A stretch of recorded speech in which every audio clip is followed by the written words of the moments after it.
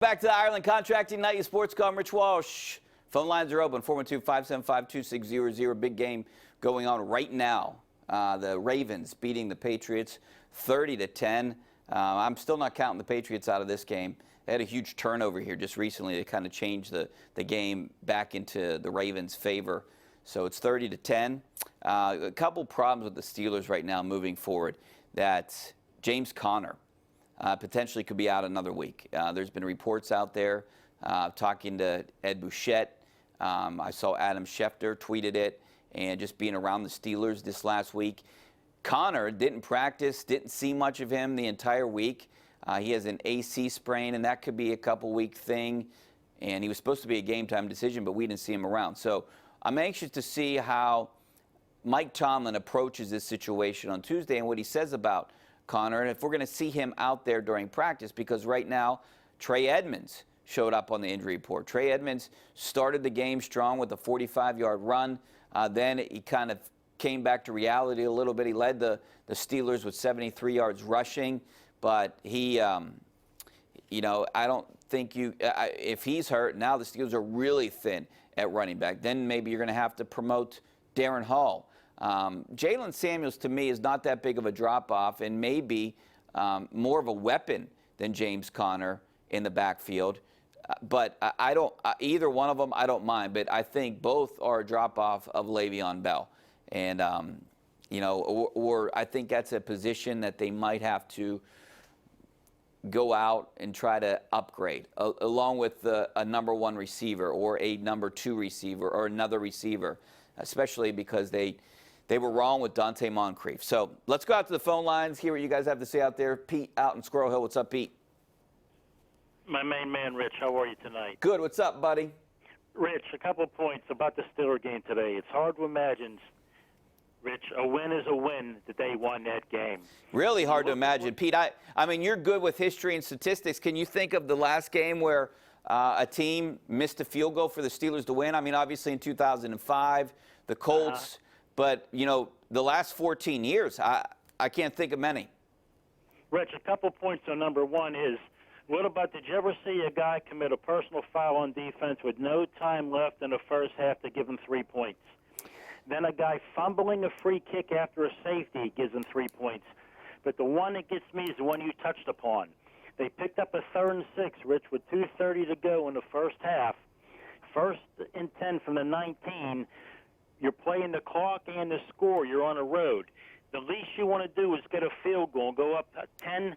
He's throwing a ball to the goal line on 1st down in the interception. The coaching staff and how they play it, I don't understand who makes these calls and how they execute, man. It's unbelievable. Rich, is the NFL. Yeah, I talked to Minkah Fitzpatrick after the game, and he described that play. He was looking at Hoyer, and Hoyer was looking there, and he read his eyes, is what he basically said, that he knew he was going to throw there, and he jumped in front and ran it back 96 yards. This guy's a playmaker. I like him back there. Why would they throw it on first? Why would they throw it, Rich, on 1st and 10? Pete, I don't know. They had a backup quarterback in there. He probably felt good after his first pass was a touchdown.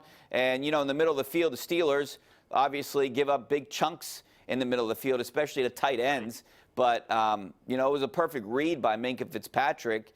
If Minkah Fitzpatrick isn't back there, Pete, do they make that play with Sean Davis?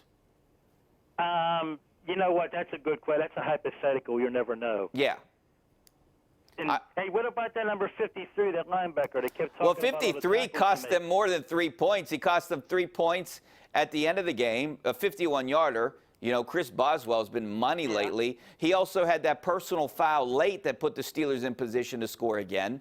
He roughed Juju on his sideline when he was going out of bounds. Yeah, and Juju kind of flopped and slid on the sideline. That was 15 more. So. And then he blew the coverage on a touchdown pass at the goal line to the tight end. To McDonald. And he's one of their better players. So. Oh, good. Yeah, well, I mean, look, I'm not sold on the Colts, but what I'm worried about is how they were able to move the ball up and down on that Steelers defense, what I think is the strength of this team, with their 3rd string quarterback and a running back that not many people have heard of, but they ball. That's the frightening thing. So I don't know. And this Steelers offense still trying to find itself. There's no question about that. Mason Rudolph, he's doing some good things, but also looks like a first-year starter back there at times. Thanks a lot, Pete. I appreciate it. Let's go out to Sean out in Eloquippa. What's up, Sean?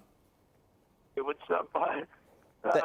Hey, I was just wanting to say that Fitzpatrick, I'm just using this as an analogy. You could try out 10 guys for Bam. If you got Eric Clapton, guess what? He's worth the damn money we're paying him. You got it? You know what, Sean? There's no doubt about that. So he's not making a lot of money, but he's in line to make a ton of money. This guy's one of the best safeties in the NFL. Now I see why the Steelers went out and tried to get him because there's no the first-round draft pick. And I said right from the beginning, I was in the group of people that all for it, trying to, if the Steelers really thought they were in the conversation just to get into the playoffs this year, then go get this guy. And even if they didn't think and they thought they were right on the line of being a playoff contender, it still looks like a pretty good first-rounder next year for the Steelers. So, all right, back out to the phone lines. Let's go out to Jim out in the South Hills. What's up, Jim? Rich, thanks for taking my call. I love you guys. I love the show every night. Thanks, Jim. I appreciate it. Sure. Hey, two things. Number one, I think Mason Rudolph is a work in progress, and I think what I saw today was a lot of open guys down the field, and I don't think the game plan was to go to them. He was dumping it off, and he did. I mean, even though they got lucky, he did everything I think they asked him to do without making a lot of mistakes. Your thoughts? And then I have one other comment. Well, just real quick about Rudolph, I'm not blaming him for that interception. I think he did what they wanted him to do, but that interception, I blame Juju for that interception. I mean, maybe he forced the ball. You could say he forced the ball, but if you're getting two hands on the ball, you got to make the catch if you're the number one receiver. My dad always told me when I was playing baseball growing up, if it hits your glove and you don't catch it, then it's an error. And, that's basically he's getting paid to catch the ball. It hit both his hands. He needs to make the catch. He kind of sounds like my dad. Yeah. They think my dad used to say. One of the things about the wild card, it's going to be a great end of the season because we play Buffalo the third game from the end in Pittsburgh. And I think I think the Colts and Buffalo are going to be two of the teams that we're going to have a battle for the wild card. And, the first tiebreaker is, and if we can beat Buffalo, if we hang in there the rest of the way and go 9-7, beat Buffalo, we have a chance. Thanks for taking my call, Richie. However you have to say. All right, thanks a lot. They got to beat Buffalo. The good thing for the Steelers, that game is at home. So I think that is a positive for the Steelers, that Buffalo has to travel here. I don't think Buffalo is that good. I really don't. I think they're definitely beatable. You saw they struggled today with Washington. I think the Steelers can win that game. I think the Steelers can beat the Jets, obviously.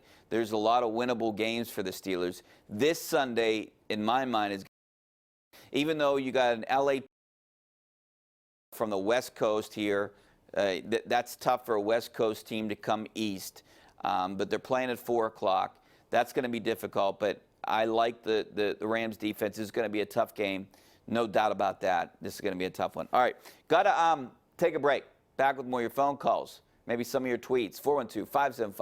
412-575-2600. We have a line open. Back in 2 minutes.